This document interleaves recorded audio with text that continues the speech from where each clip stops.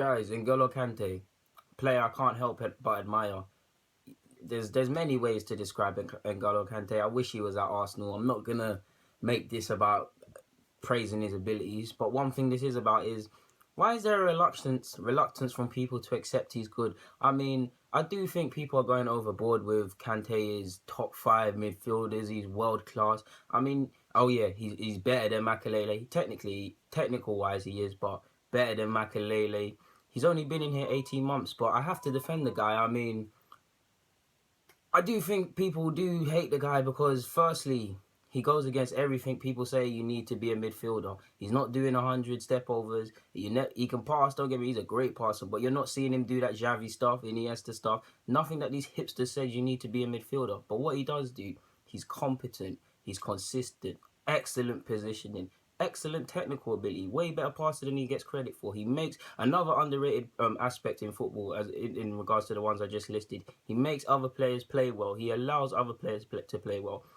I don't think Hazard's this is his best season by any stretch of the imaginations, but he's playing well. Why? Because Matic and Kante, etc., are allowing him to shine by doing the defensive work or allowing him to stay in positions further up the field. You need a certain level of football IQ to see what Kante brings. Kante is what a midfielder in his purity should be. Of course, he's not the player you pay to go and see, as in step overs, free kicks and all of that nonsense. But it's not his fault. Like I said, competence and consistency, two underrated aspects. Done it at Leicester, done it in the Euros, doing it at Chelsea. He's come a long way. When Kante was trying to find his feet and Chelsea weren't winning games that they were supposed to in earlier in the season, he was labelled a flop.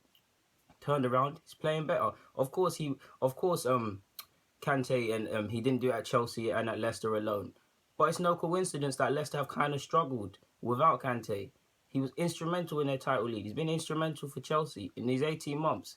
He stands to win the Premier League back-to-back that deserves honours. Of course, he's only been playing at the top level where I've certainly heard of him for the last 18 months. So he has a long way to go. But if you have something against Kante, it really, really makes no sense. And I've seen a lot of people say, oh, if he didn't do that at Leicester and he was at Chelsea, you wouldn't say that. On one hand, that doesn't matter. Even if he just did it at Chelsea, he's been a very good player. And secondly, of course, he didn't do it again. He didn't do it at loan at Chelsea. But when you look at Mahrez and Vardy and these players that are allowed to flourish, who allowed them to flourish? Kante. Kante went and done it at the Euros, had a decent Euros. He's consistent. Like, Kante is a very good footballer and he deserves his props. Along with probably Harry Kane, and I can't think of the top of my head, but there might be some others. He probably deserves Footballer of the Year, PFA of the Year, whatever they call it. In short, people are getting carried away. He's only been in the game 18 months. To put him on certain levels of people in that position is just ridiculous. But so far, so good. Give the guy his props. He's just playing well. A lot of moves that at Chelsea, he's actually started a lot of moves. Not pre-assists or any nonsense they call it. He has started a move. People only see when Hazard or Costa or someone else more eye-catching, but they don't say Kante.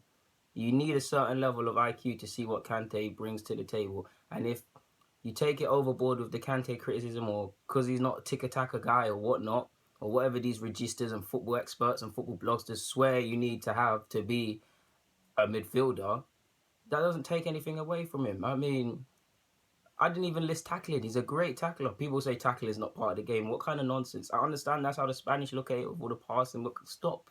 Tackling is a great part of the game. It's an art form.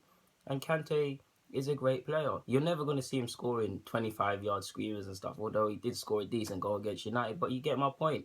In short, not to keep this long, stop calling Kante overrated. Give the guy his props. Kante's a great footballer. Keep it up, Kante. I wish you was at Arsenal because you're more consistent than some of these Arsenal players. Deluded Gooner.